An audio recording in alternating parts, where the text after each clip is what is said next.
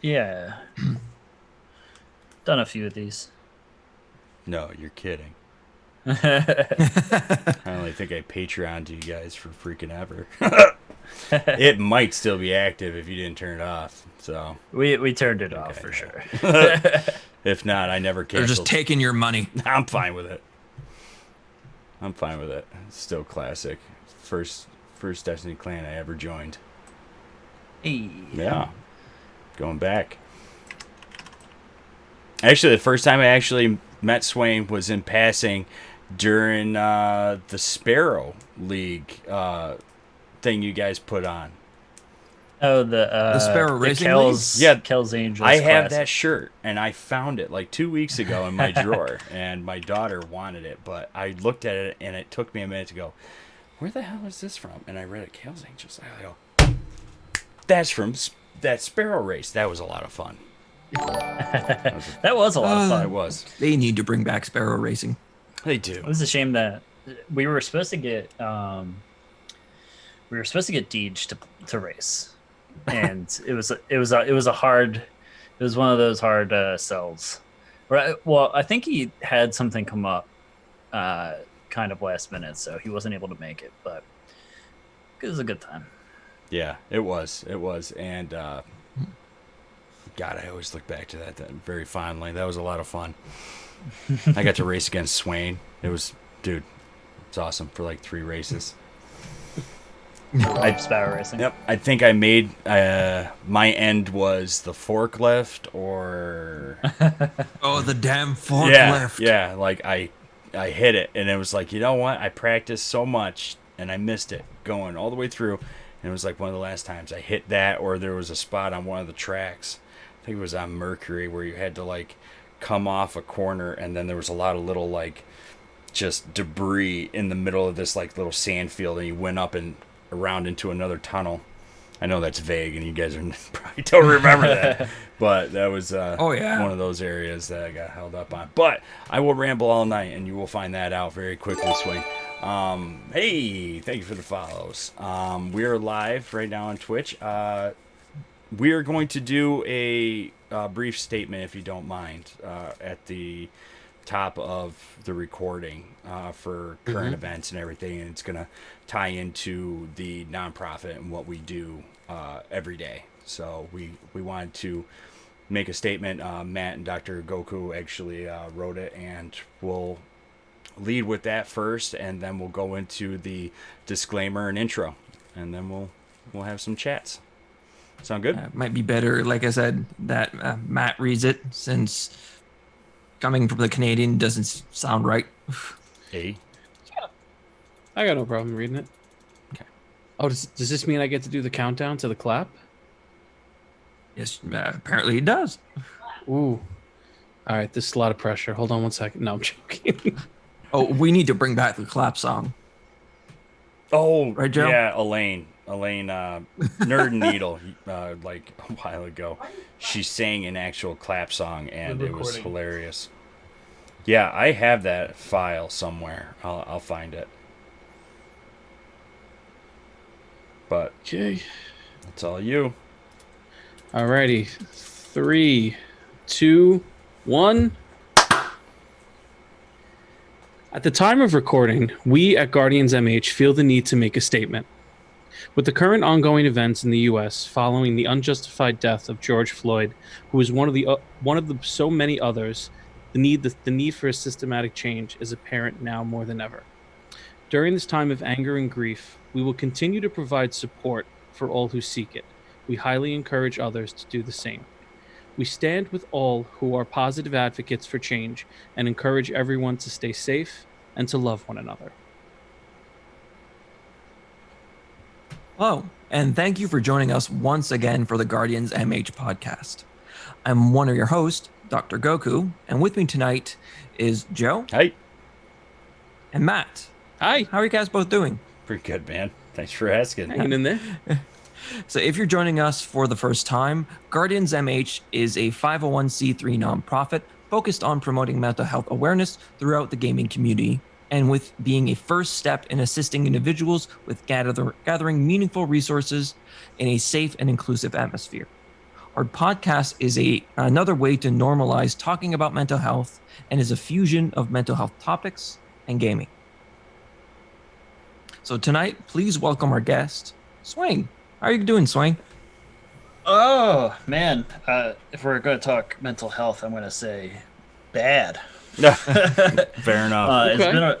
It's been a rough week. It has. And It is. that is where my head is, and it has been for the whole week. But I do my best to carve out a little bit of my own little happy world that I can, retreat to. My wife is here. My pets are here, and that helps on really tough days, and tough weeks.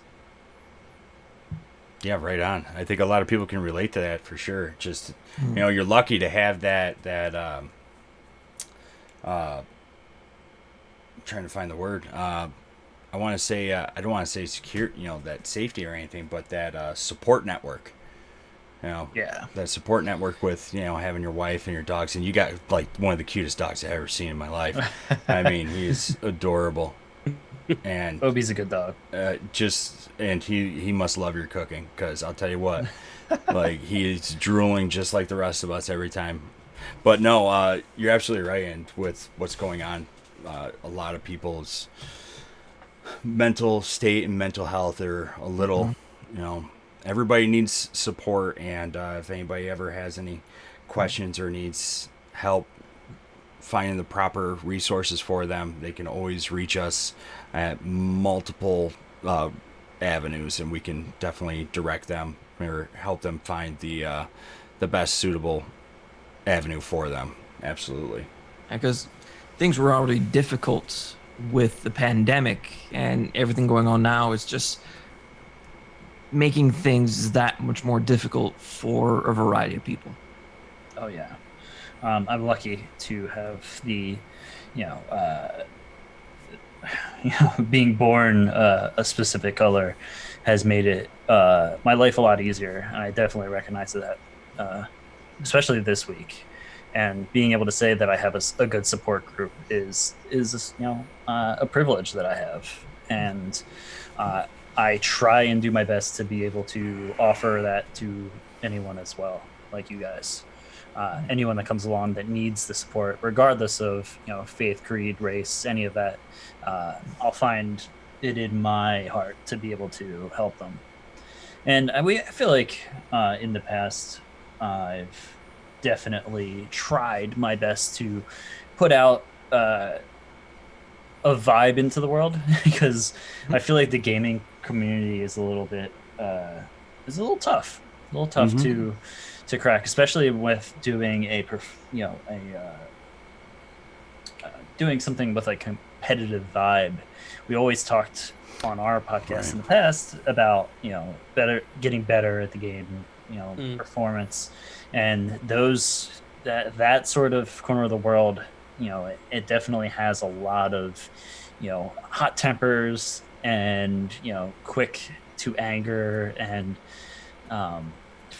that leads itself to its own toxicity that we tried to kind of stem off and do our best to, help people get over, because there is ways to kind of, improve your mindset when it comes to those, to that world.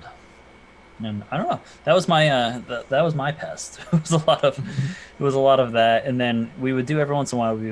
They would let me talk about meditation or something. And how it helped your gaming. I loved it every time, and especially when you had Steve on, I believe his name was sports psychologist Steve. He was fantastic. I really, really enjoyed it when he talked about that stuff. Why do you think it's so toxic? What makes it that way sometimes? So I would say it's a combination of a competitive atmosphere and just like the average age of people playing video games, it trends younger. And I think a lot of that is unfortunately just not knowing better. Like a lot of those kids haven't left their little bubble of the world and haven't experienced other people's, viewpoints. So they have a very narrow viewpoint of the world. And that can tend to be a little bad in a lot of cases. Um, and people tend to treat video games as like an escape, uh, when in reality it isn't always an escape. It shouldn't always be treated that way. Um, and I don't know.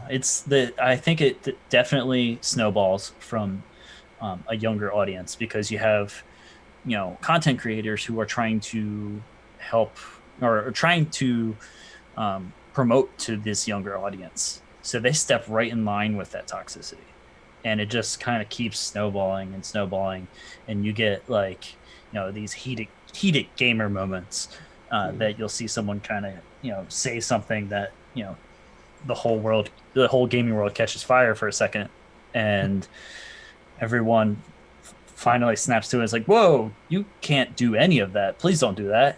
And Yeah.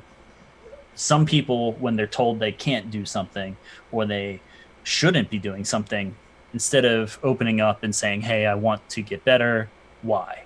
They close in and split hairs and start to be like, no. That's not our community. Like we use that, or like we use that emote because it's a joke, or not because it's it represents something else. It's just funny to us, and it's like, well, you're not realizing that you're hurting others, and you're not growing as a person when you're doing that. What happens as well is the age where your brain is fully developed is around 23 to 25. So the person you are in your teens likely won't be the person you will become as an adult because your brain needs some time. So your frontal lobe needs some time to develop. And that's why a lot of people that in their teens tend to make decisions that they regret later on in their lives. I sure am happy that we didn't have cell phones and everything when I was a teenager, because Likewise. or like in the internet in general, like who knows what kind of Immortalized person, forever.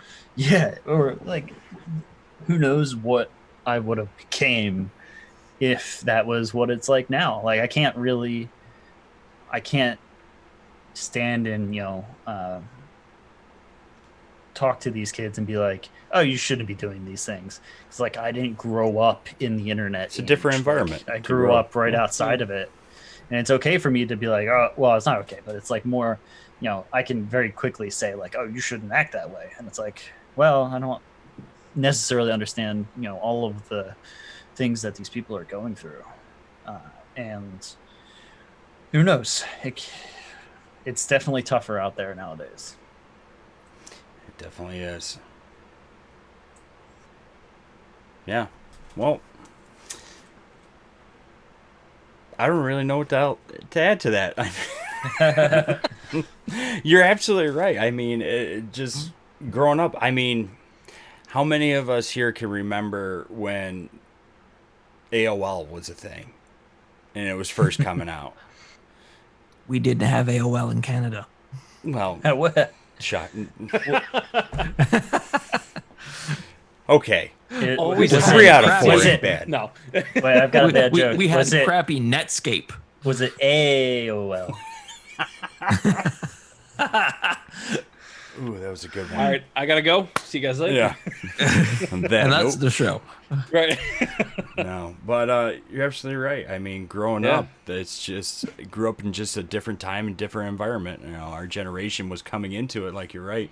I can't even imagine. I never put that into really. I never thought about that. Put it in that sort of perspective, having the internet and everything accessibility at all times, and things get on the internet and they stay on the internet forever, and it can be really impacting on somebody's life in the long run. It can be damning, but there's also like like I said, you shouldn't dig in to your mistakes and get defensive. You should be able to, treat it as a learning experience and open up from there. Um, that's where I am today. I am who I am today because most of, if not all of those moments, I look back on and say, "Whoa." If I didn't think about it in the moment, I thought about it a lot after, and said, "Okay, that was something I did that I regret. Never again." Because everyone's going to make a mistake. It's inevitable that you are going to make a mistake.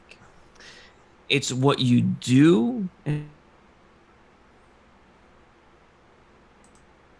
You can either say, I own up to it, I did wrong, and I will try and do better. Not say that you will definitely do better, that you will try to do better.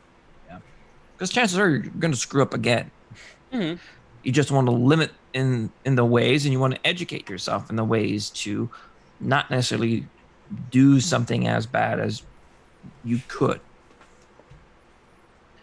Making sure to learn to see other people's perspectives on things.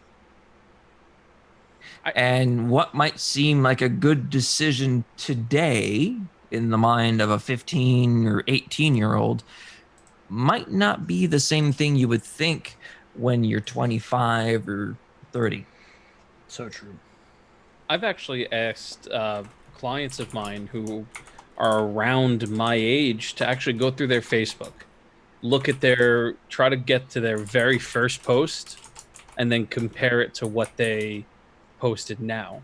And I'll ask them, are you happier now? Do you see the growth that you've actually made?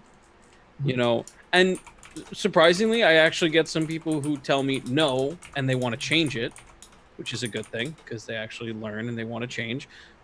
Or I get, no, I'm actually I'm a better person, or I'm thinking better or clearer now than I was when I was 17, 18.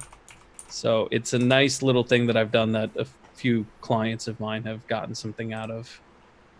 A good example of that, I don't know if you guys know who Philip DeFranco is on YouTube. Love Philip DeFranco.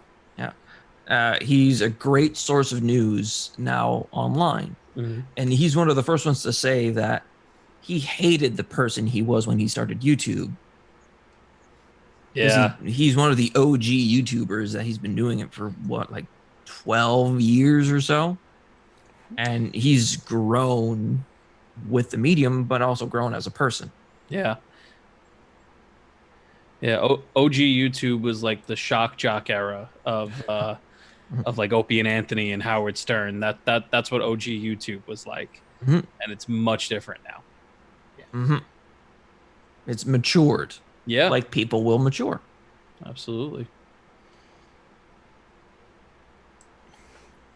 Well, awesome. But we kind of jumped right into the conversation without actually like introducing our getting guests. to know who our guest is. Yeah. I wanted to say that a little earlier, but the conversation was just so great. And I just want to take this opportunity. Swain, why don't you tell us a little bit about yourself, and maybe some of our listeners might not know of you, and give them an idea of who you are.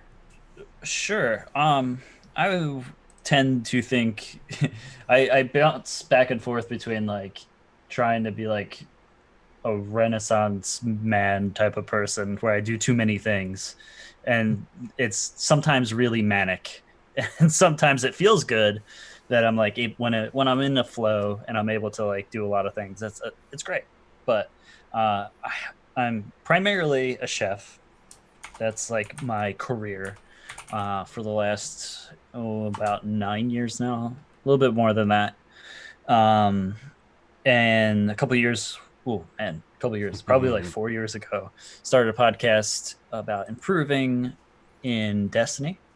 And from there, it just kind of led me down a very weird path of meeting a ton of interesting, beautiful, wonderful, inspiring folks through the community.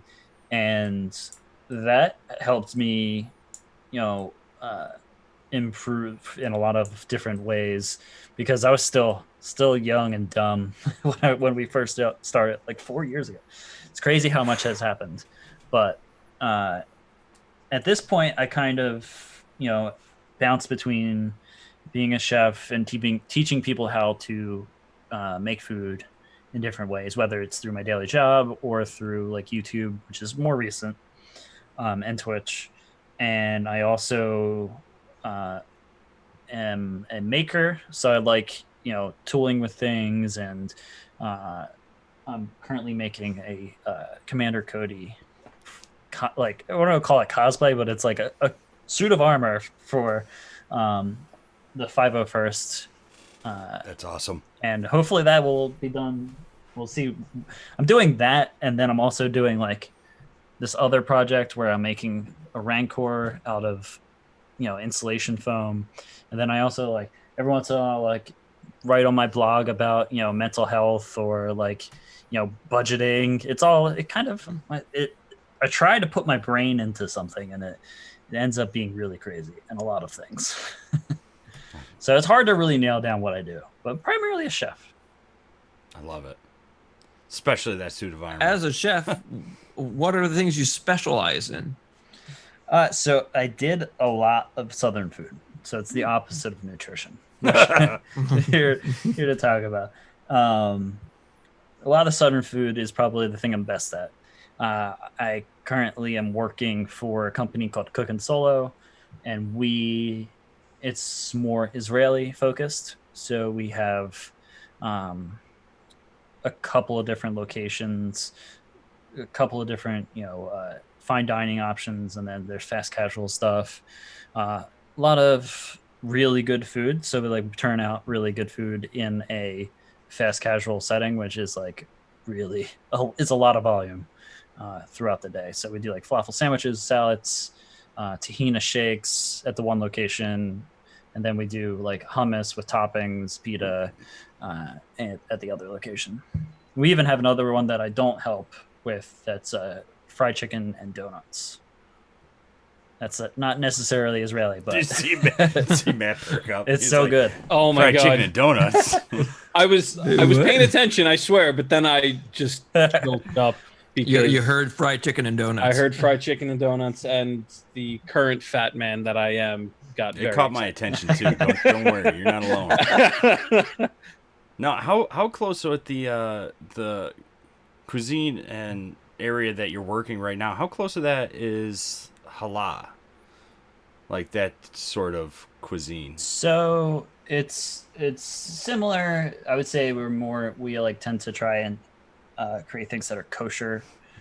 And halal and kosher kind of have some overlapping ideologies, but it's mostly about halal is about the butchering of the meat, and same thing with kosher is if it's going to be butchered, it has to be done a certain way, and there's storage instructions, and it's definitely about cross contamination between that like dairy and meat products with your vegetables. So our one location is like completely vegan, and I would say at the other one with the hummus, it's almost vegan with the exception of like we do like one meat option for that week.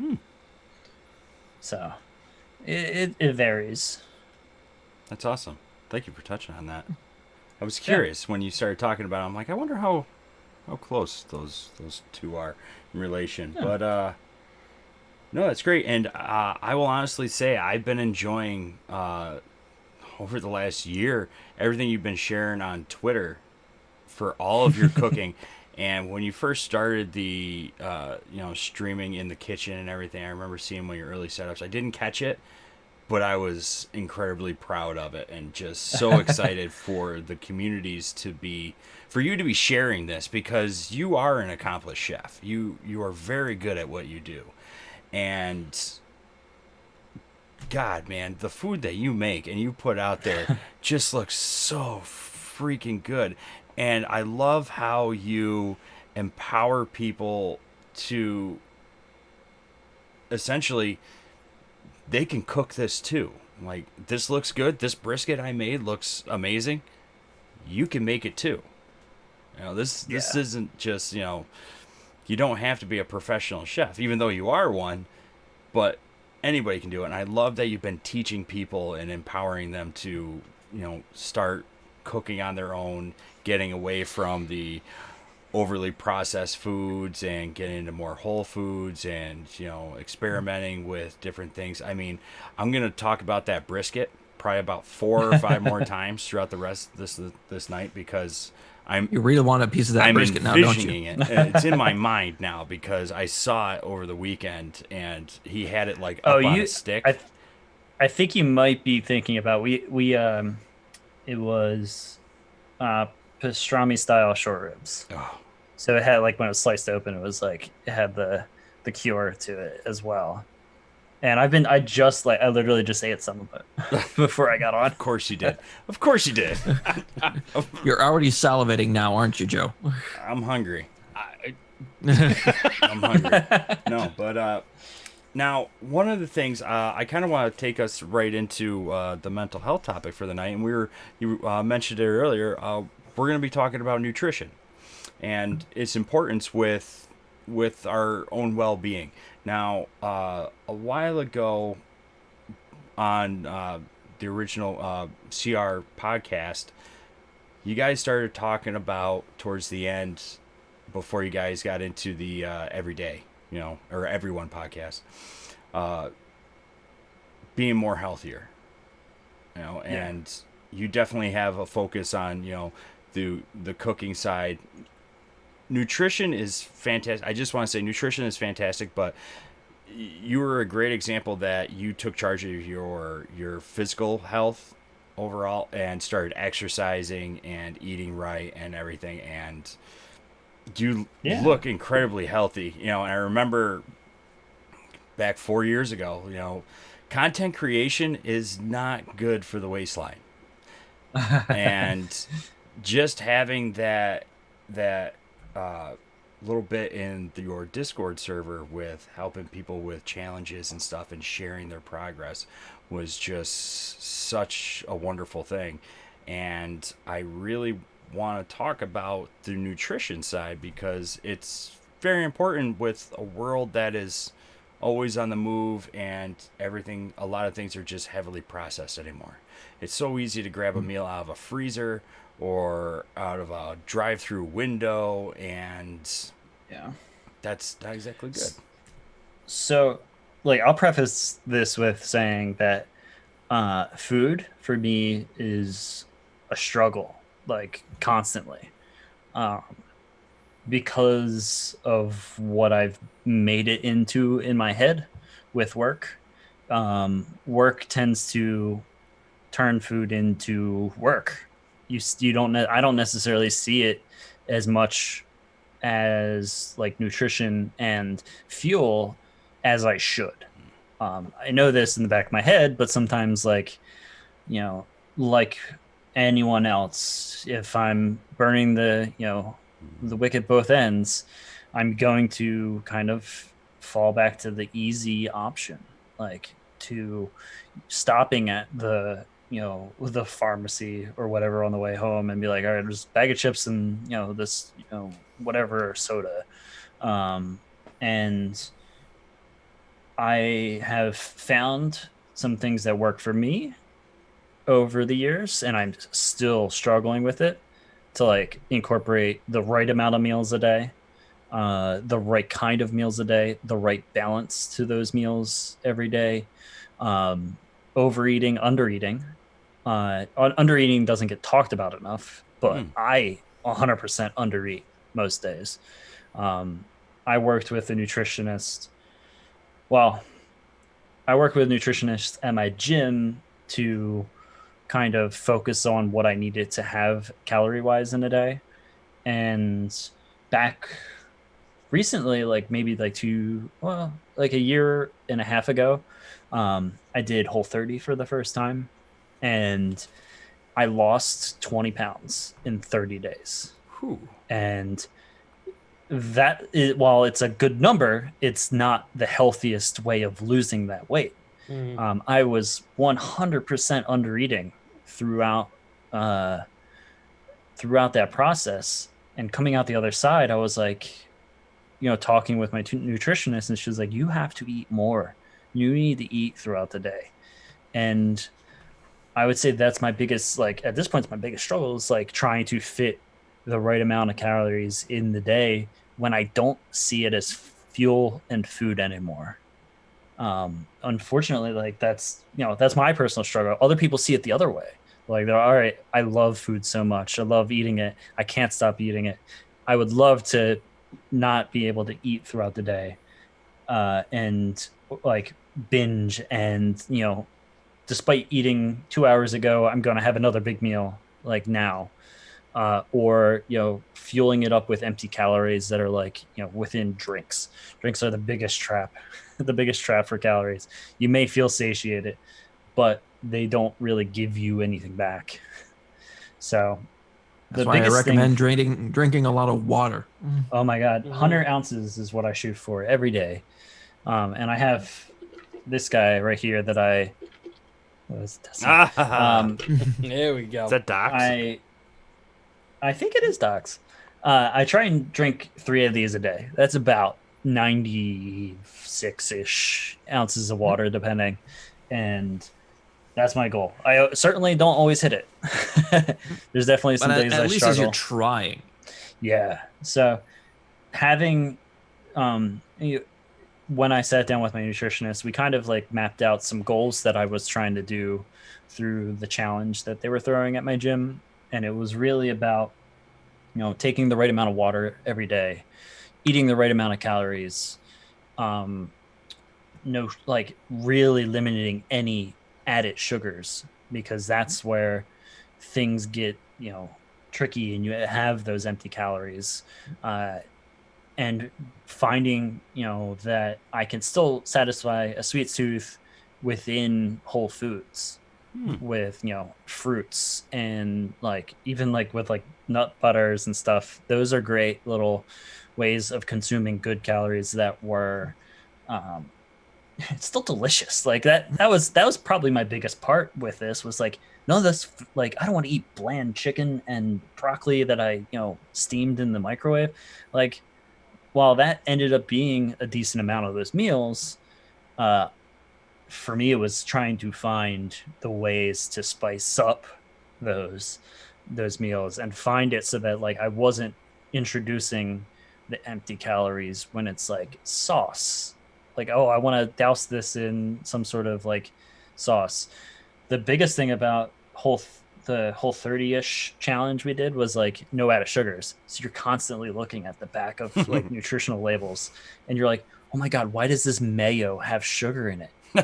Like, why does this mayo need sugar? Did I like it because there was sugar in it? I did. Yeah, apparently it was because there was sugar in it. I I love Whole30 for me, and I think it's always about like finding what works for you. And that's why like, people latch onto like fad diets and, short term, like they're going to try something new this month. But even that, like bouncing Fad between diets do not work. and even bouncing between them, like, oh, that didn't work for me. Maybe it wasn't this diet. Maybe it's the next one. It wreaks havoc on your metabolism. Oh yeah. And one thing that people don't necessarily understand is when you undereat in the specific ways that certain diets have you do, you may gain more weight than lose, because your body's going to go into ketosis, it's going to go into starvation mode, and it's going to start storing all of that extra food in terms of, you're not going to feed me. I just don't know when you're going to give me foods. I'm just going to store it rather than process it. Yeah. And like even something simple as like stepping on a scale. Like a scale can be your worst enemy, in my opinion. Like looking at it and being like, I gained a pound today. What did I do wrong? And it's like, when did you weigh yourself? How much water did you drink? are you stressed? Yeah, like even it just can being be a variety of stressed. things. Yeah, all of those things can be a factor in like what that scale says, and you can be like, oh, I'm up 5 pounds today. Well, maybe yesterday was different. Like maybe you're down yesterday because you had a ton of water and you did great and you felt great, and then things caught up with you the next day, and your job was super stressful and you're just like holding all of this water retention and stuff, and Mm. When it's I tough. during one of my internships in university, I worked at a hospital, and one of the places that I worked in within that hospital was with doing clinical interviews and assessments for people that were going to go into bariatric surgery. Okay. So the All right. Yeah. bariatric surgery process is a very long process and can take up to a year more. And the psychologist is kind of that last person to sign off on you getting the surgery. Because for it to work, the person needs to be in a state of mind where, one, it'll work, two, they've changed the behaviors and changed the relationship that they have with food. And one thing I taught a lot of my clients there was, you're looking on a scale, you're looking for a specific number, but that number will always induce you into wrong. Aim for a range. Because even if you weigh yourself in the morning, during the afternoon, in the evening, you're going to fluctuate wildly in terms of how much you weigh. Aim for a range, a 5-ish to 7-pound range. Yeah. If you're within that range, you've reached that goal for yourself. I would say, like, despite the tough beginning of losing all that weight, uh, getting where I am now, like I'm the most comfortable in my body I've been in a long time, despite having a little fluctuation here and there. I don't spike all the way back up like I used to. I kind of have hit in a 5 to 7 pound range that I feel really, really comfortable in. And I can have like meals, and I don't overdo it anymore like I used to.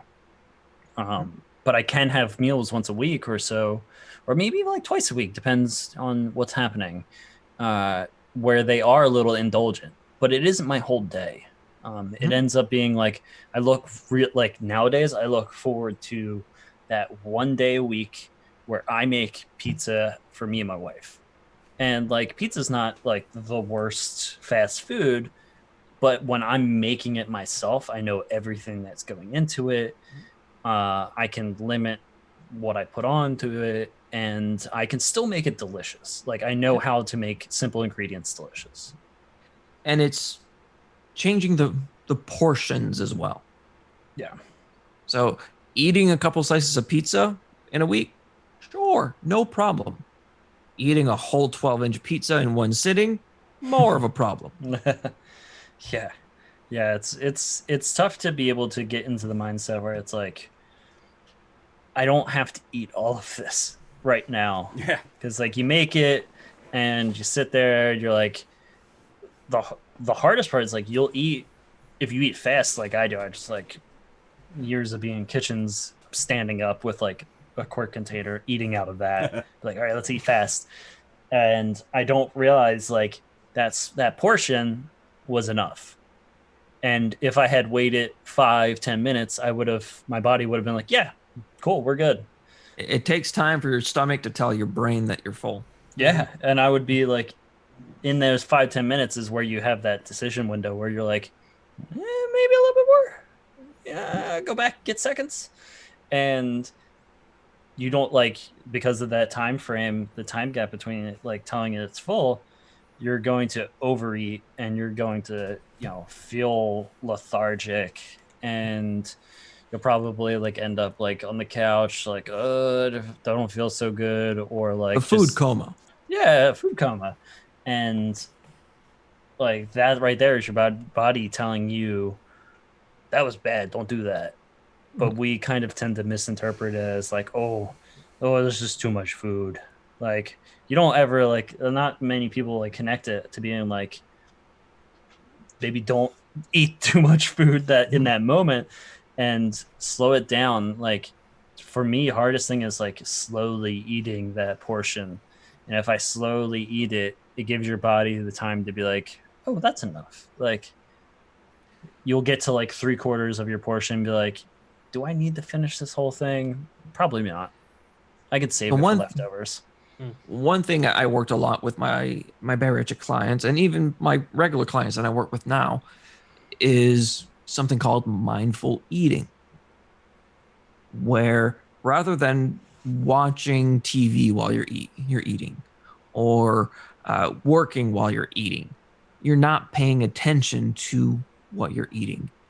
And when you're not paying attention to it, you tend to eat more, and you're not really enjoying what you're eating. Yeah. So you're eating mindlessly. Yeah. So you're watching TV. Oh, grab the bowl of chips. Yeah.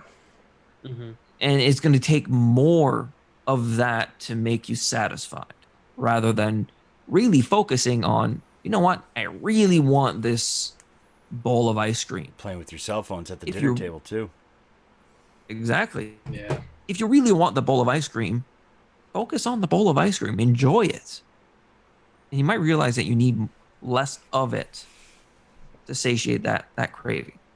Yeah. And I was No, gonna go say ahead. we've turned like big things like that in our house to like event type level things where it's like there's a really great like small batch ice cream maker in my city, and like I know like it's going to take me like I have to pre-order it a day before, and then I have to like go pick it Oh, up, this is an event. and then it's Yeah. like and then it's like it's this whole thing, and like we sit down and we like it's so good, and it's like, all right, I don't want to eat this whole pint of ice cream because I know that it costs a lot of money, and also I want to enjoy it, so we're gonna, I'll have a few spoonfuls and hand it to her while she's having hers. Like she'll hand hers to me, and I'll eat a few spoonfuls and be like, okay, that was great, put it back in the freezer. Like I want to have this again in a couple of days.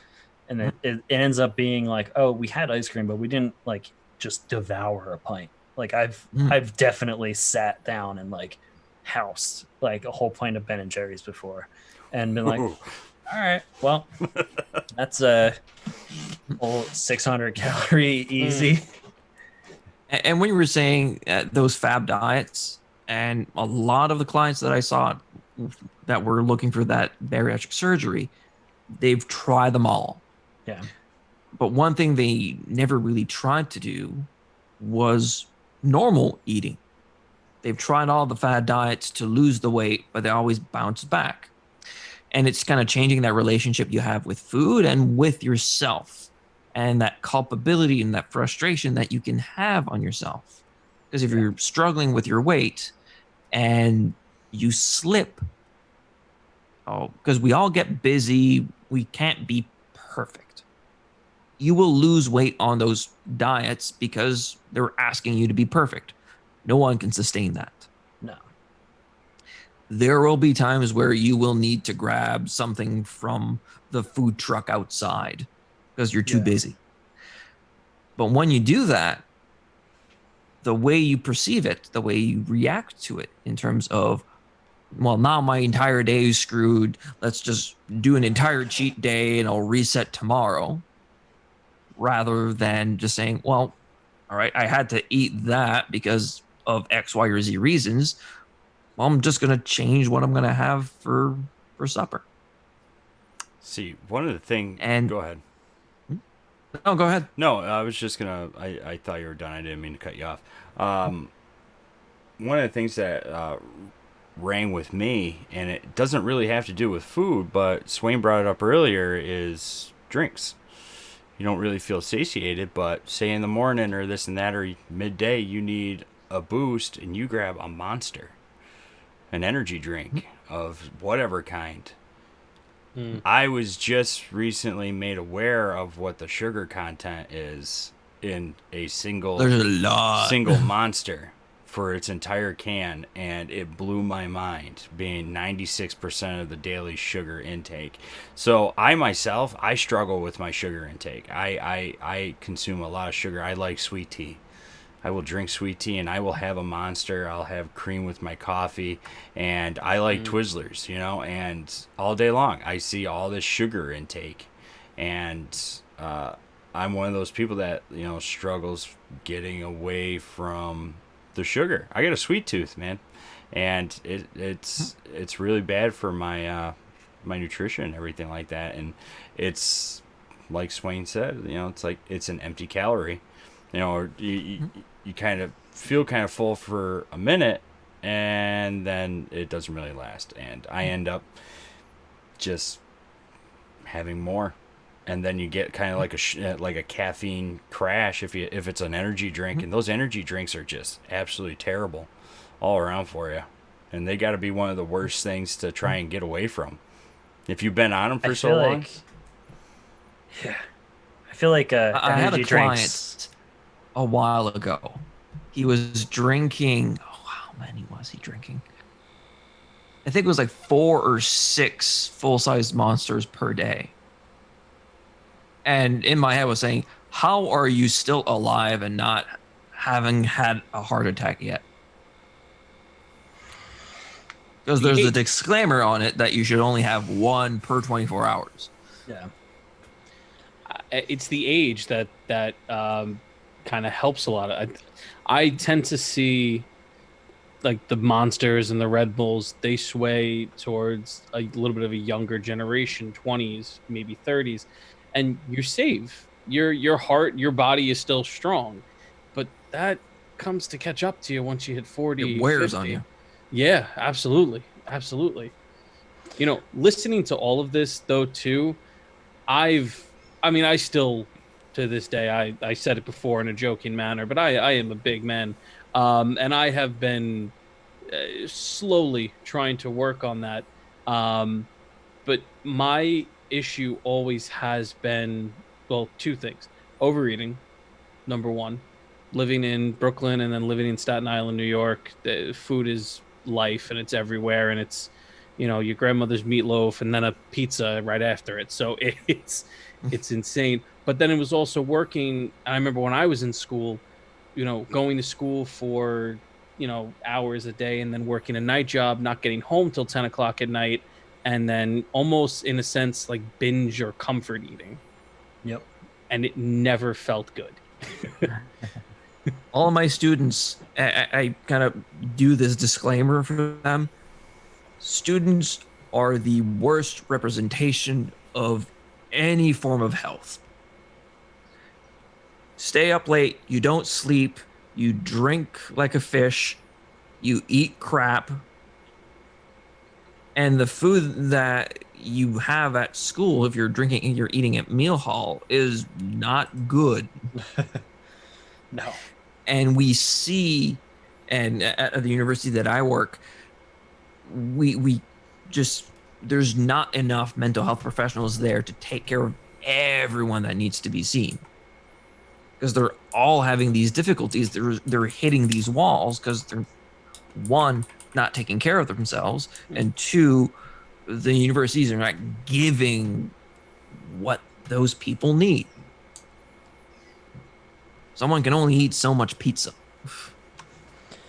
And even those scenarios, it's like the perfect storm. Like when you're a very busy person, it ends up being And high stress. Yeah, high stress. You're going to retain all of it. You're going to be eating at like 11 p.m. and then immediately falling asleep, which is just terrible. Like you shouldn't be eating so close to sleeping. And then you're waking up 4 hours later to go back. And no way is that close enough to the amount of sleep you need to, you know, recover from what you did to your body the next day. And then it just keeps going. And it's very important, because one thing that happens is the more stressed you are, because the stress response that we have is normal, we all have it, should only be used on special circumstances rather than being on all the time. Because when it's on, your metabolism just tanks. Mm. And there's a good book and lecture, without going too psychological nerd here, called "Why Don't Zebras Get Ulcers?" I don't know if anyone has ever heard of that. No, but I'm going on Amazon right now. Yeah, there's a good YouTube video. It's like an hour and a half lecture from this guy, and it's the evolutionary process of it and how humans differ from other animals. And there's something called homeostasis. Everyone heard the term homeostasis, which is that typical balance. Yeah. Mm-hmm. Problem is, humans generally never get back to that homeostatic balance because of our stress levels and the way our cognitive processes work. So we're always elevated, and we're always in that form of stress where it creates stress-related illnesses. So cardiovascular issues, it creates those ulcers because of the prolonged exposure to adrenaline, to cortisol, to a variety of other types of chemicals that we have. So a lot of people say, well, I'm trying to exercise and I'm changing my diet. But the main thing is, have you changed your lifestyle? Yeah. Habits within food are the biggest thing Yeah. to change, because it takes a while. It's not fast. Like getting out of eating or drinking a lot of energy drinks takes a very concentrated effort of like you don't want to go all the way down. Like you gotta like bring yourself off of that and then go down to nearly nothing, and then you're down to nothing, and then you have to keep up with that, and don't let yourself slip back into that, because that's where that normal eating comes in. Yeah. And because those diets is just cut everything, follow this program, it'll work until you stop it. Yeah, because it's not sustainable. I feel like that's kind of Whole30 in a nutshell. I don't like to be like it's terrible, because it definitely taught me ways of eating and helped me find what works for me, because I'll be like the first to, this is my favorite thing to have in my house at all times. It's just almond butter, but it's in these little packets, and finding this was like gold during that diet that I did. Was like, this is like, it has all of that like reminiscence of sugar, but it was still, it's good sugar. And it's just mostly because there's almonds. Sugars in a variety of fruit. Yeah, it's almonds and what else is in this? Dates. So it's like dates are the way that like they like get you that good sugar that you want to crave. But cutting it out like helped me realize I like that. I like that paired with apples. That was like one of my favorite things to just like replace candy or like sweets with. Finding like, even if it's just finding recipes that are easy for you, are healthy, are flavorful, they satisfy that like almost like going out to eat urge. You're like, this feels good to me. Like it has all the things I like in it. It's got the crispy, it's got the fatty, it's got this, it's got that. It's even got the right amount of balance. Like for me, it was like finding macros and being like, okay, I'm going to try and hit this in this meal, so I can add more fat to this. I can put the like clarified butter into my dish and realize, oh, I'm not breaking my day. Whereas before, like I always thought if I added butter here or added this here or olive oil this, the stress of being like, oh, this is too much. Like I I shouldn't put butter, but fat's bad. When is it like, if in the balance of your day, that fat was in good. moderation, in a variety of things, and not kind of putting yourself down because you had it. Exactly. So And the normal, quote unquote, normal, using the air quotes, person will eat a cheeseburger or eat some pizza once in a while. And that's fine, but it's making that decision. Are you gonna really get the McDonald's one, or are you gonna go to the place where you really like the burger, or different, the way that they cook it is different. yeah. And from like, you can still have a lot of the foods that you really like. Just finding new ways of creating that same flavor profile was what made it interesting for me, because like, I love burgers, and that was like one of the biggest things was like, I need something. I need this, like, let me find what's the good medium here. So having like a burger with like some avocado on it and some bacon, like, kind of satisfied a lot of like the fattiness of it, without like, I still got some good fats with the avocado. Ate sweet potato fries that I made myself along with it, so there was nothing added outside of just sweet potato. Like, it was still like really good. um and sauces were another big part of it, like finding a sauce that like worked on top of this dish that didn't have sugar. It's really hard to do because almost all processed foods had some levels of sugar in it, but I could make my own. I could also make the conscious decision to find like paleo, like it tends up being paleo like directed nowadays, but a lot of those just mean no added sugars. So finding sauces with no added sugars in it were a godsend in some cases. I could put some on this, and it like took a bland chicken breast to the next level. Can you guys hear that? It's thunder. I did hear that. I Oh. thought somebody was moving something. If you lose me, it's because of the storm we're about to have. Oh, Oh, all right. Well, we could actually move along. I don't want you to like yeah.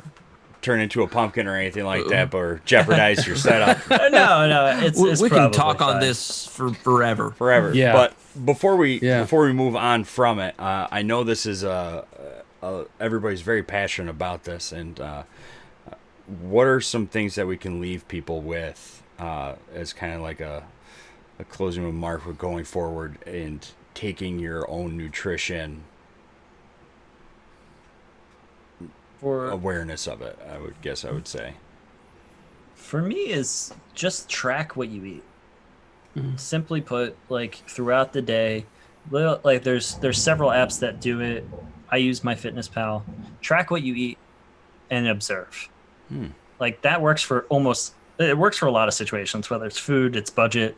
Tracking what you're consuming throughout a day will put some perspective on the end of the day. You can look back and say, oh my God, I had this much sugar. Or the other way, be like, oh, wow, my day was perfect. What did I eat? Let's do that more. Like that, like finding those perfect days were always the best for me. Like perfect days that like I ate everything right and everything tasted really good. Everything, all those meals were great. Let's replicate it, maybe a couple days a week. And we can just keep changing from there. I love that.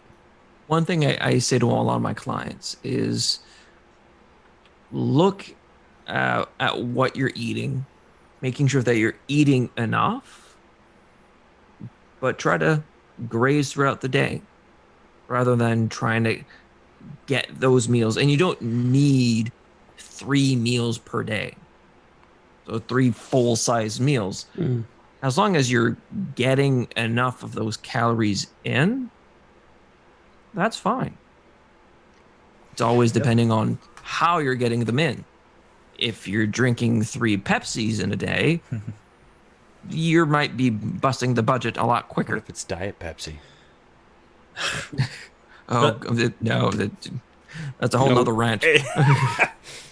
Sorry. The last thing I'll say is find, if you are going to diet or try to change your ways, find a professional and talk with them and discuss what your goals are, what you are currently doing.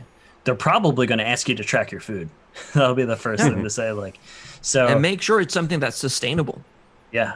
So they're going to put you in a place where you can do something long term rather than, hey, try this fad thing. Like, oh, we're going to give you points for a meal. No, they're going to set you up for success long term.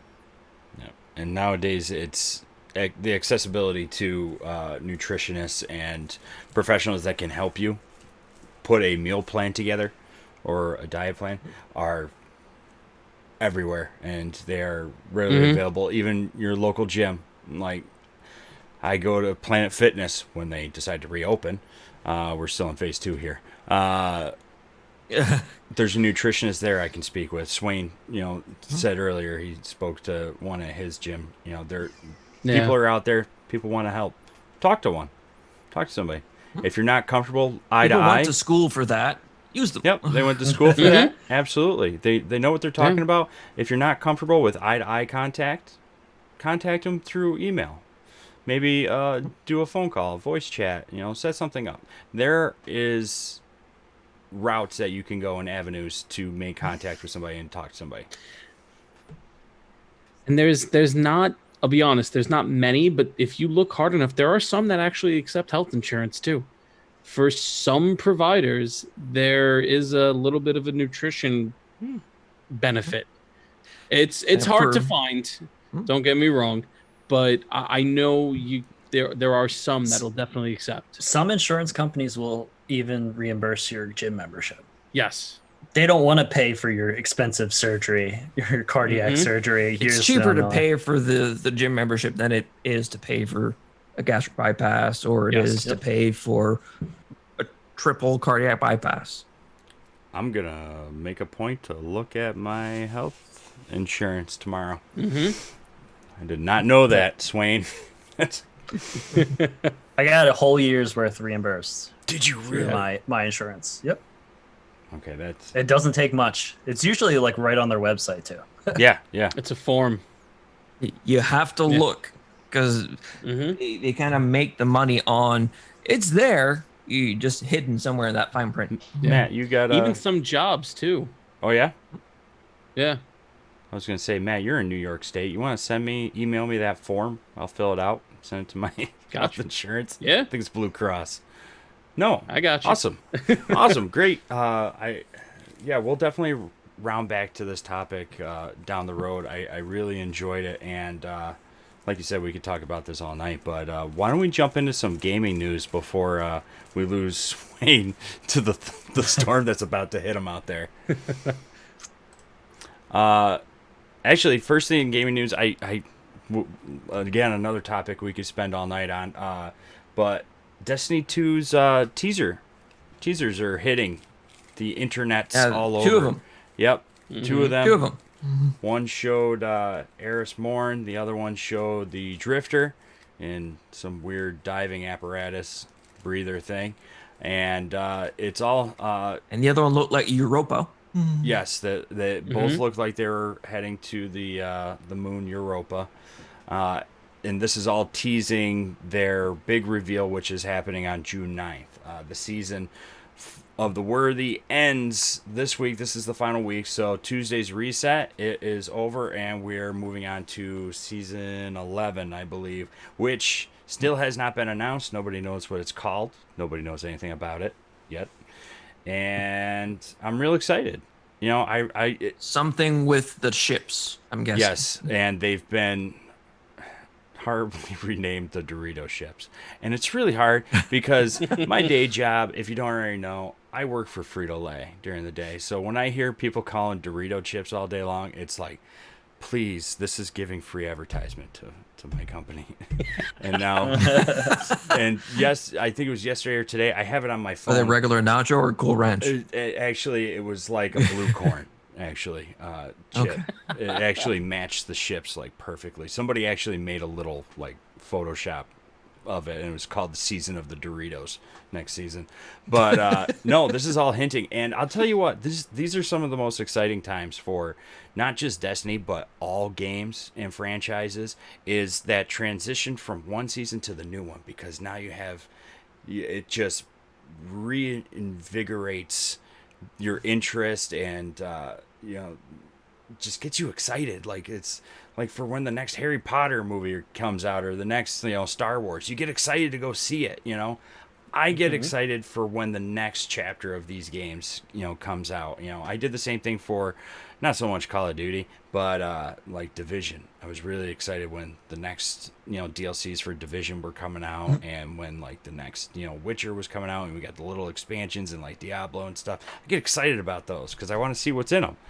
And this one looks like it's going to be cool. Like, everybody, a lot of people know that they've been highlighting and talking about the darkness since Destiny's consumption, and these Dorito ships could possibly be the Veil race. You know, there's so much speculation and, you know, rumors about it.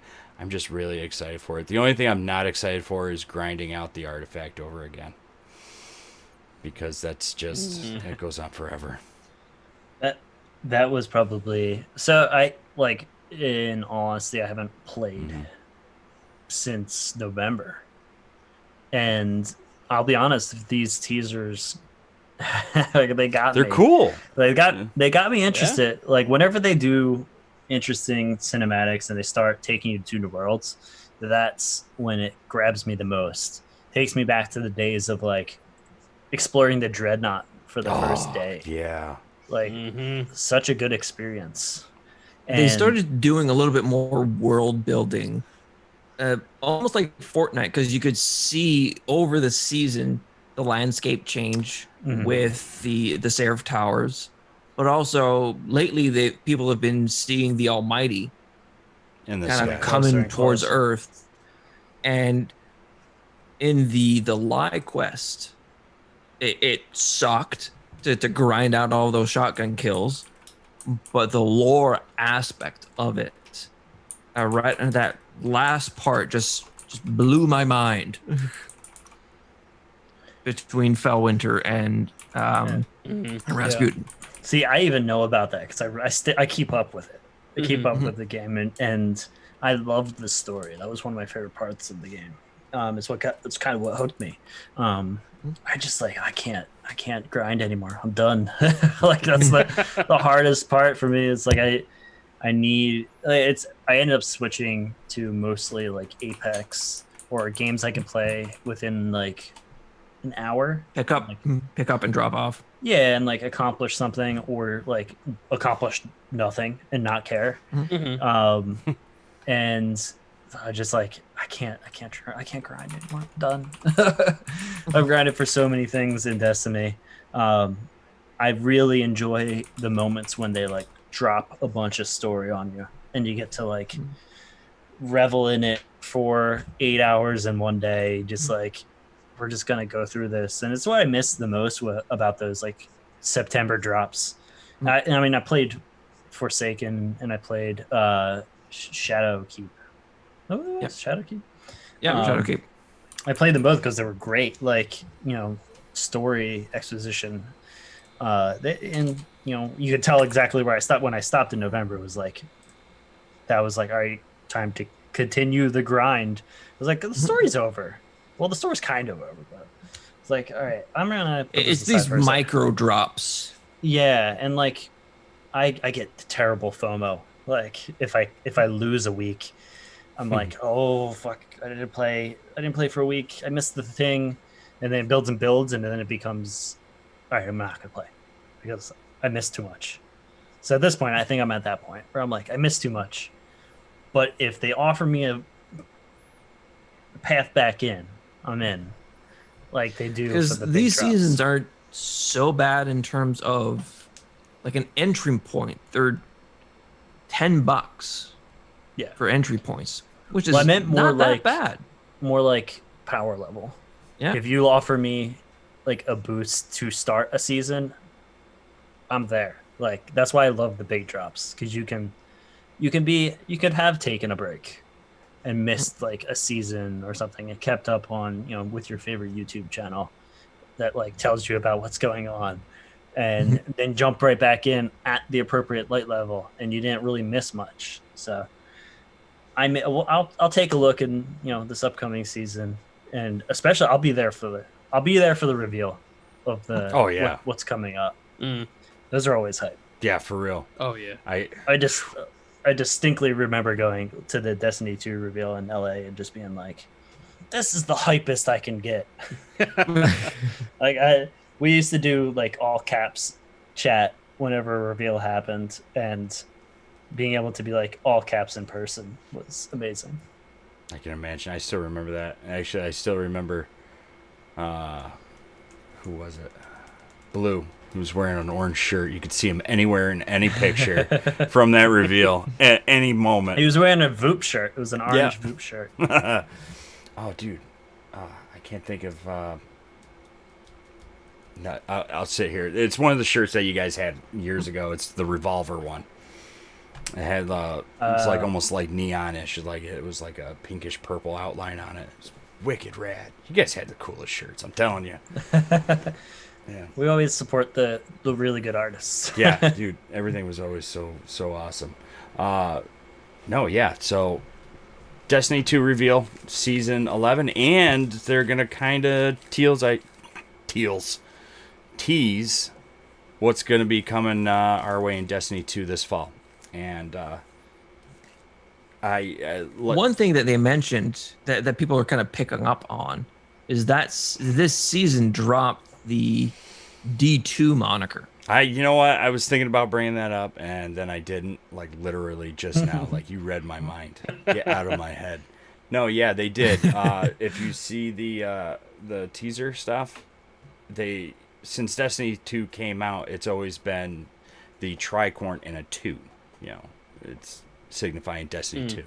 Well, in all of this recent stuff, it's just Destiny. So maybe they're just going back to Destiny, but we'll see. Because Destiny is a game that doesn't really need a full-fledged sequel if you just make it this expanding world like WoW was. Yeah. WoW went on for what, 15 years Still going. of expansions? Still going. Yeah, what are you talking about? I think you'll probably see them do the next big thing for the PS5, and that'll be like they're like, all right, come transition to Destiny, not Destiny 2 again. Yeah. Like where they'll support the PlayStation 5 and the graphics there, and you can get get Destiny rather than like being like, oh, it's Destiny 3 or it's just more of Destiny 2. It's like, no, you're getting what you want out of this world, and it's not going to change. It's just going to have that season model. And the new consoles are going to be a big playing point for a lot of people kind of really looking to play the game the way almost that like Bungie envisioned it. Because playing it on the current consoles, nothing against PS4, PS4 Pro, I still have my Pro, turn it on once in a while. But when I got my PC back in September and played Destiny on my PC for the first time, it completely changed the game for me. In terms of playing at a higher frame rate, opening up the field of view, it just feels so much better. And Destiny's always been a game of feel. So you're feeling kind of that gunplay. It just feels so satisfying. Their gun mechanics are some of the best out of any game I've ever played.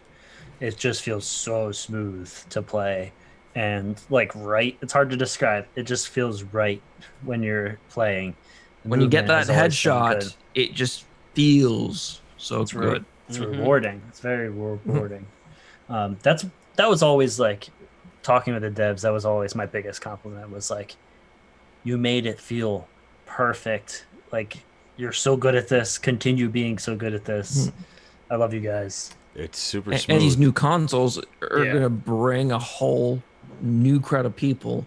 And I'm really hoping that they're going to be at least targeting 60 because it makes a really big difference. It really does. Mhm. Playing with 60 FPS is like the main reason I play on my computer, on PC. I just want to play and enjoy the scenario, and that's the best part about Destiny PCs. They have such good controller support. Like I don't even have to learn mouse and keyboard to play PC. I just play with this. Yep. And That's- apparently they're baking in with this new season, with the new update, more controller support. So native controller support within the game rather than going through Steam. Yeah. Yeah. Well, speaking of new consoles, we'll talk about Destiny all night long. You know we will. Speaking of new consoles, Sony PlayStation 5, their June reveal has been postponed due to current events and everything, and not being able to, in their minds, to like fully do it justice. With everything, they postponed. Wasn't the it. right time. Yep, not the right time. So they pushed it back. They did something similar last month with Last of Us Part 2. They pushed that back because of COVID, indefinitely, and then it's being released in 2 weeks now. So Because it got leaked. yeah. Yeah. So I'm really curious to see. I've seen so many different things on the PlayStation 5. At this point, I just want to see the console. I want to see its capabilities and what's the price. And the price is going to be the big thing. The price for is me. going to be a big selling point for a lot of people. Because Yeah. if Certainly coming out of the pandemic, not just that, the higher they go, they're starting to. They can't go much higher with the console because now you're encroaching on PC prices and everything. And what are you going to utilize more, the console or a PC? And I mean, because the consoles now, of what I've been reading and kind of people's analysis of it, the hardware that you're getting in it is top of the line Right. PC hardware now. But we know how quick that changes. absolutely. Right. PC hardware changes like that. Mm-hmm. It's an AMD that it's running right now. In that, isn't Yeah. it? Yeah. They're running AMD, but they're not running Ryzen. They're running the Navi, Right. which is a different architecture. Mm-hmm. Now, But the way that AMD is just going, I'm pretty excited to see what they're going to be doing with it. Now, my question is, I know they've already shown what the new Xbox looks like. I mean, it's the Xbox, like 47 now or something like that. Yeah. Did they release a price on that? No, not yet.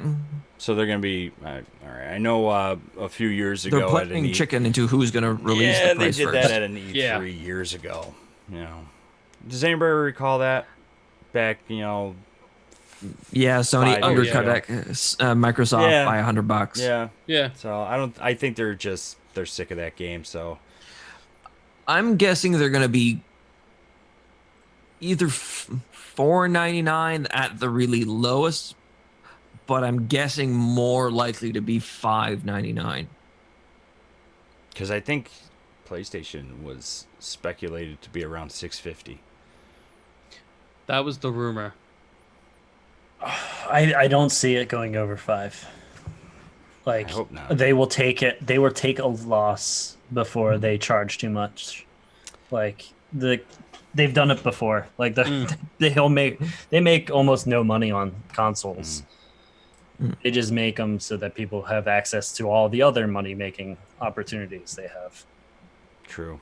The subscription for the year. But if you look, if controllers, they're if you're spending $500 on a console and it's top of the line PC hardware, it's a good sell. Oh yeah. We'll see how much money. Yeah. I want to switch so bad, and it's gonna be probably that or the PS5 later. I got a PC, so maybe I can hold off. We'll see. Dude, I'll tell you what, my But it's also depending on what the games will be on release. Yeah, because something like Destiny with the cross save, I can just play here on PC until maybe Christmas. I get a Right. PS5 or something. Yeah, I There's options now, thankfully. I love. Oh my god, And yeah. they're moving into that cross play, cross save field. Over the weekend, me and Matt played some Warzone for the first time, Hmm. and we were playing with PS4 and Xbox players. No, As a side note, I was god awful, and I thought you were gonna say you were godly. I was just no, running the no, map. and Dr. Goku carried me the whole way. He's a beast. Like you don't really realize it, and it's like, dude, he set I up have my moments. the first time me and him got on PC. He set up my computer virtually through chat. Joe, go into your settings. Set this to this. Do this to this. Why am I doing that? Just do it. I'm a nerd. He knows his stuff, and he's good at games, man. He can carry his own for sure. Oh. But no, yeah, we'll see. Hopefully, maybe we'll get a reveal in the PS5 in July. You know, definitely sometime this summer they're going to do it because they're going to want to get on as soon as possible. The sooner they start building hype for it and start releasing more information, the more their community and diehard PlayStation, buyers are going to be, going crazy, chomping at the bit with pre-orders. But 'Cause Microsoft did theirs last month, if I remember correctly, where they let a bunch of YouTubers and press kind of go there and tear it down. oh, that I don't know. Or a while ago. Yeah. I remember seeing a video by Austin Evans on YouTube where essentially the Xbox Series X is a micro ATX PC. It's just really squished into this little box. Yeah. It's a shoebox standing on its end Yeah. for like vans. No. Well, we'll see. But there's not really too much going on with video game news right now. But the one thing that I did see that kind of caught my eye was Sega. Sega is releasing a mini Game Gear. Sega. So Yes, please. if I'm a creature from the 90s, I had a Sega Genesis. Like there was Nintendo kids and then there was Sega kids. I was a Yes. Sega kid, but we had both, just so Same. you know. We were that house where we had like every console lined up. But Sega, I mean, Dr. Goku, Sonic fan. I loved Sega. There was Golden Axe 2, Forgotten Realms. Come on. Those were my jam. And Sega is releasing a mini Game Gear. So I don't know what your all thoughts are. It's like that Game Boy Mini. Do Anyone remember that? Yep. no, Do. no, I don't. I'll have to look it up. But I It seen was pictures of this. tiny. This Game Gear Mini, literally the picture of the advertisement is it fits in the palm of somebody's hand, and I imagine a keychain being attached to the corner of it. It's so small. Does anybody remember those those Digimons that you used to get back in the day, where you would get Yeah, or the Tamagotchis. yeah, it would be like a little digital 8-bit egg, and you'd grow it up to be like you know what I'm talking about. It's like that size. Yep. It's like tiny. And watch it have 60 Sega games in it. Something crazy, but that's going to be releasing very soon. I had an original Game Gear, and it was like the size of the Switch, but Yes. like 3 switches thick. Yeah. And it just ate through batteries. Oh, you had to sit with Oh. it plugged in the wall. Yeah. Yeah. Yeah. It wasn't much of a handheld that you could take. It Much. You could could take go it down. portable for a half hour. You could take it downstairs to find the next place to charge it. I used to Right. have, it was called a Nomad. And the Nomad would play full-size Sega cartridges. That thing was huge. And I think I just sold it on Amazon or on eBay like 2 years ago. I found it and got rid of it. But yeah, that thing was, dude, the Game Gear overshit. Nintendo fans will be always fanatic Nintendo fans, and the Game Boy was cool, but if you tried to play in the sun or something, you'd lose the screen. Yes. You know, the darker the better with it. With the Game Gear, it was the first step to revolutionizing handheld video games. It had the color screen. Actually, have a early version of an LCD screen. Yeah. Yeah, I mean, it was revolutionary for its time. And there were even competitors like the Lynx and several others that came out. The Game Gear was one of the best handheld video game consoles out there for its time through the 90s. And Way better than the Virtual Boy. yeah, we don't people buy the Virtual Boy just for their collections anymore. Like, Yes. was the Virtual Boy okay? Wait, was that the one where it was like the red headset and you lean forward and look Yeah. into it? Yeah, that thing was something else. That was bad. That was. I think if for the entire collection of games, you need to buy 16 games. Wow, I think that's. wow. You guys know who Angry Video Game Nerd is? Yeah. Love them. Yeah. He has the entire collection of like 16 games. Die Hard. That's like, I think that's like 4 less than Dreamcast. Dude, I used to have a TurboGrafx 16 too, so we had them all. I was all for the Dreamcast. All my friends thought I was nuts, but I was all for the Dreamcast. Dude, there was a. It was ahead of its time. Yes. What was it? It was a zombie shooter on Dreamcast. What the heck was it called? House on Haunt. It wasn't House on Haunted Hill, but it was like House of the Dead. I know what you're talking about. Yes. Dude, It was the Something one that like- was also like an arcade. The game. arcade game. That Yeah. was everywhere. that thing was awesome. Like, that was the game on Dreamcast. Like, that's why I bought one. No, but dude, I'm loving the nostalgia of all these consoles kind of coming back, and I'm real curious to see what's on Well, this mini. they're coming out all of these micro consoles, like the NES Mini, the SNES Mini.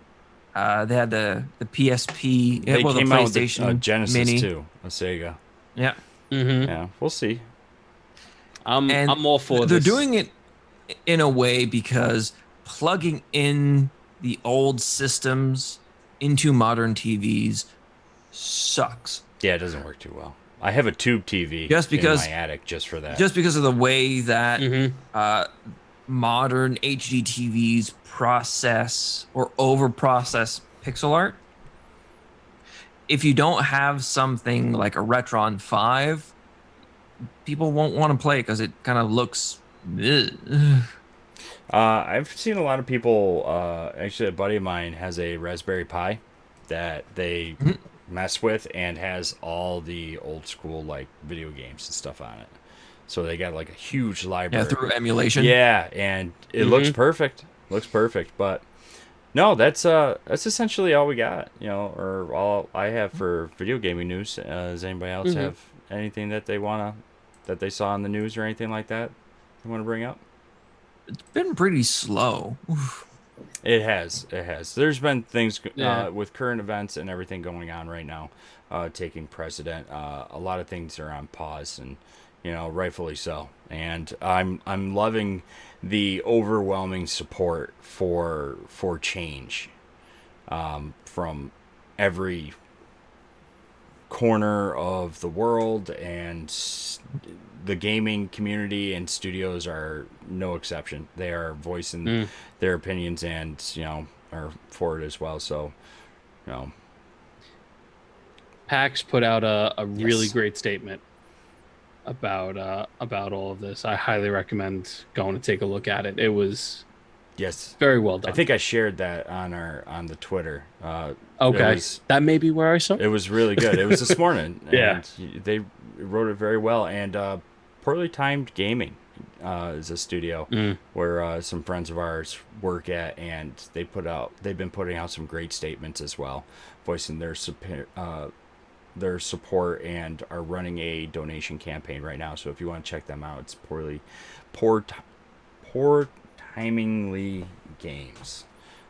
We'll put it in the show notes so you can check them out if you care to join donation or charity drive towards various organizations helping the causes and organizations that are here for change. So, Swain, thank you so much, man, for coming on with us and chatting.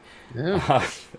We're very eager talkers. I mean, we work all day and everything, We ramble. and yeah, we ramble. And I apologize, but Oh, I'm always down to ramble. awesome, man. I appreciate it, and thank you so much for coming on and chatting with us.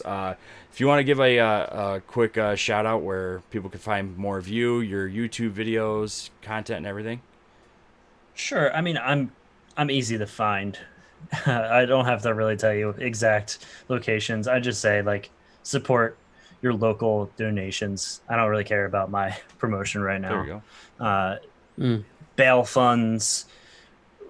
There's so many places that you can actively support if you cannot physically be there to support with your dollars. So I post a lot of them online. Yep, and we have Thank you. as well too, and thank you very much. We actually put in our RTS bot stands for real time support. It's a 24/7 on demand mental health resources bot. You can get that on Discord or on Twitch and have it available to your viewers and your community. We added several new resources to it to help support the BLM, and also several other organizations and resources that you can donate and ways that you can help out, and various other sources. I'm trying to find the exact command right there for the one. I know there's we have one. This is a great thing. I add it so I can cut this out now. Yeah, ways to help right there. It should be all linked up in the one. Oh, that's why. I forgot a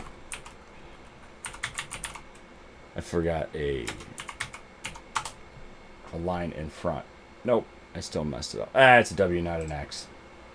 Well, regardless, we showed all the links and everything on our Twitter today and throughout our server on Discord, and we will be putting out more avenues to help local causes, and just like Swain said, bail and ways you can help.